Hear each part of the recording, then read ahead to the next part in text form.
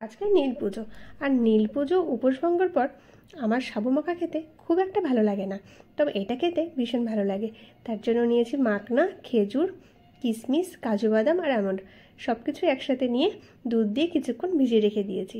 কিছুক্ষণ ভেজানোর পর এবার সব ড্রাই ফ্রুটগুলো মিক্সারের জারে দিয়ে এর মধ্যে দিয়েছি আর একটু কলা, একটু আপেল কেটে দিয়ে দিয়েছি। কাস্টার্ড পাউডার দুধের মধ্যে গুলে সেই দুধটা দিয়ে দিলাম। এবার সব কিছু একসাথে ব্লেন্ড করে নিয়েছি।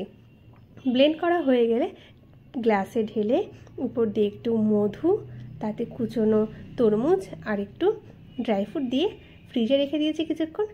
ফ্রিজ থেকে বের করে ঠান্ডা ঠান্ডা এই মিল্কশেক খেলে মন প্রাণ পুরো জুড়িয়ে যাবে। এরকম উপোসের দিনে তোমরা কিন্তু এরকম মিল্কশেক বাড়িতে বানিয়ে খেতেই পারো, আর এটা হেলদি এবং টেস্টিও। কেমন লাগলো রেসিপিটি অবশ্যই জানাবে।